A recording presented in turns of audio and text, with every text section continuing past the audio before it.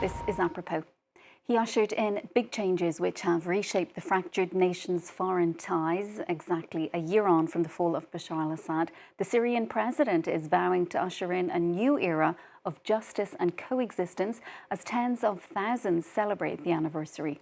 Well, despite the jubilant atmosphere in Damascus, tensions continue to simmer. The transition has been shaken by sectarian massacres in the Alawite coastal heartland and deadly clashes in the Druze majority Sweda in the south, as Liza Herbert explains. It's been 1 year since Ahmed al-Sharaa led a lightning offensive to topple Bashar al-Assad. And he is still vowing to rebuild Syria as the country's new president and promising accountability for those who committed crimes under the former regime. We reaffirm our commitment to the principle of transitional justice to ensure that those who have violated the law and committed crimes against the Syrian people are brought to justice while preserving the rights of victims and upholding justice. The anniversary was marked with celebrations throughout Syria. In Damascus, tens of thousands of people gathered, holding their Syrian flags high and celebrating jubilantly. 1 year ago, the fall of Bashar al-Assad was the most important day in the life of all Syrians, I believe. We are all happy. There is an atmosphere truly full of emotion, full of joy. However, the first year has not been all smooth sailing. There have been security concerns and post-conflict revenge killings. The cost of living is rising, the economy remains in crisis, and many of the more than 1 million Syrian refugees who have returned home are finding it harder than anticipated. At the beginning, I was happy to return. But now I regret my decision because I can't find a job.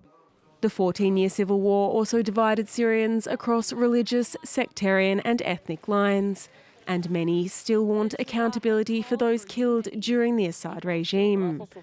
Al-Sharaa has called for unity and promised to uphold justice, but distrust still runs deep. Undoing decades of suffering and rebuilding Syria is likely to require years of building trust and leaning on international support.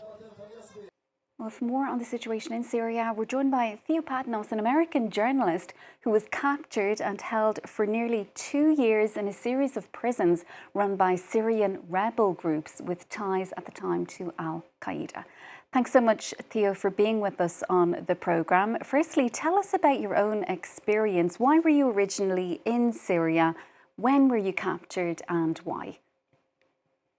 Well, I first went into Syria in October of 2012 in order to, I was freelance reporter, and I was trying to write essays that would illuminate the situation in Syria. So that's what I was doing there.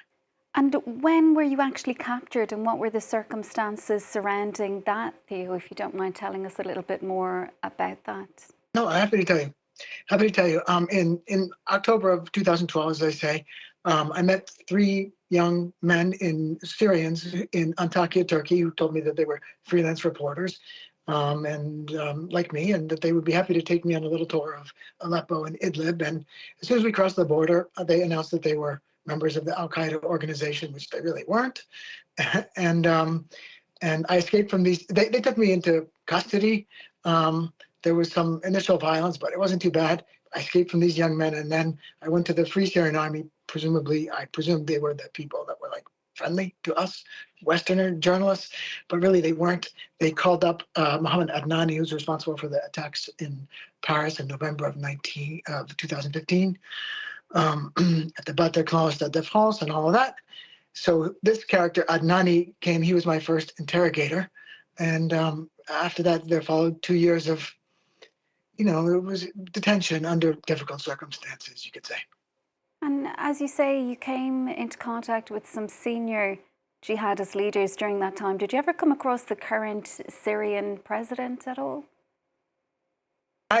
He was the warden of the little jail that I was detained in for the first 6 months. So I was told that he was in the room with me, but I was in a blindfold. So no, I didn't see him, but I think I have a thorough understanding of the culture that he created along with Mohammed Adnani. This is it's like a genocidal culture. I mean, they are trying. They at the time they were trying to kill the minorities, and they were killing them indiscriminately, like regardless of what they had done in their lives. It was like, are you a member of that minority? Okay, then you are going to be killed, and they were killed. Those people. So that was the way it was in 2012 to 2014. And clearly he's not wanting to kill all the minorities now. But I'm not so concerned with like his own personal attitude. It's like the thousands and thousands of people that grew up under him and that were formed and shaped as all of the people in his prisons were. It's the psychology that reigns inside a jihadist movement that one ought to be worried about. And how does it feel then when you see the president, a former jihadist, as you say, being welcomed back onto the global stage?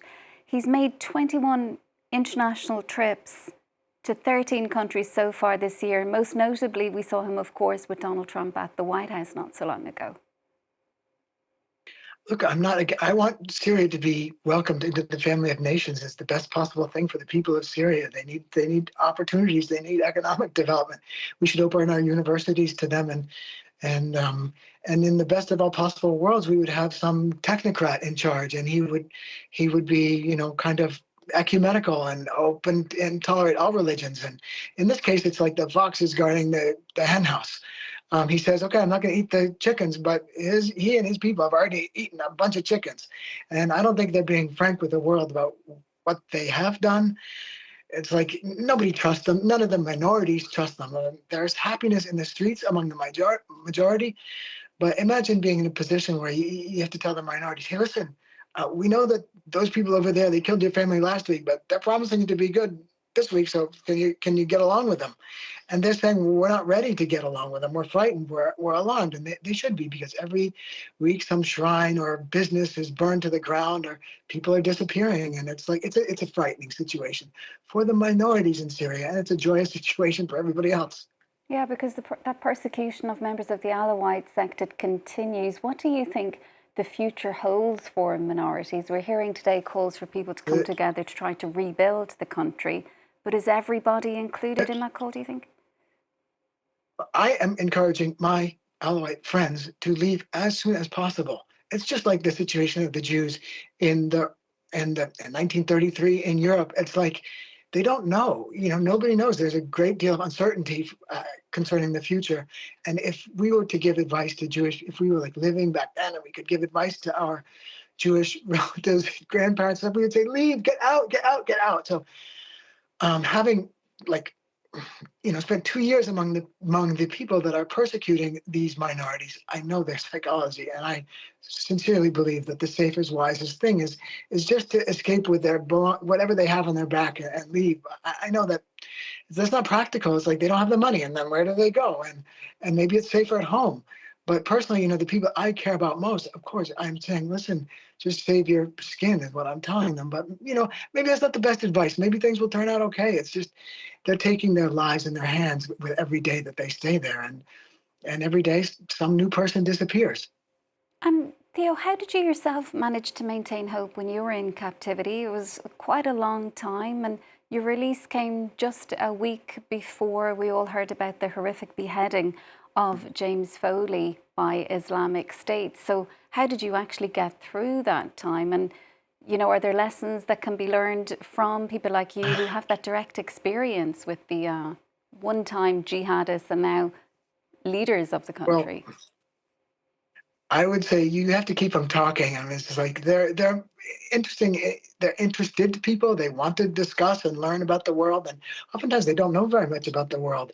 But as far as like my own personal qualities or characteristics, they were of no help to me. I completely gave up. Like psychologically, they defeated me, and I was in their hands emotionally, physically, spiritually, everything. And the only reason I survived was because they didn't kill me. It has nothing to do with my personal fortitude or strength or anything like that. No, it was just because Jolani and his friends decided, or Jolani, the new president, al-Sharaa, decided, listen, we could maybe get some money for that guy, so let's not kill him. It's the only reason why I'm alive. And I'm grateful that they didn't kill me. But I know I can't attribute my survival to any special characteristics. And everybody is going to have to deal with the difficulty of living within fundamentalist, like very kind of intolerant version of Islam that is practiced by, let's just say, the justice minister who came to visit us and proceeded to execute all of the people that were in the cell with me. It's like the people who are in charge now are, it's a dangerous crew. They're quite unpredictable, and they're not all responsible to al-Sharaa. It's like when you ask them, who do you take your orders from? They go, from God. I don't care what al-Sharaa says. So then you have to, get into the details of the Quran. And under what circumstances are you entitled to execute people that they want to execute? And they usually have the final word on that. That's why so many of my fellow prisoners were killed. And how then do the current authorities, given their history, ensure that justice is served going forward and that the country can, in fact, come together and that minorities will no longer have to fear what might become of them? I mean, they need somebody that has a greater capacity to inspire trust, and not a record of killing the minorities. This is not the right character to bring the nation together. Anybody who has friends in Syria among the minorities is getting phone calls right now saying anybody but them. We didn't like Bashar al-Assad. All my friends said we didn't like him, but not these people, please, not these people. That's what that's what anybody. I'm certain of it, who has friends in Syria right now is getting calls saying this, like, not those people. But those are the people that we armed. It's like we the U.S. government, we gave them upwards of $500 million in weaponry. So it should be no surprise that in the end, they are the ones who are in power. Theo, we'll have to leave it there for now. We do appreciate your time on the programme, though. Thanks for joining us. That is Theo Padnos, an American journalist and a former prisoner in Syria.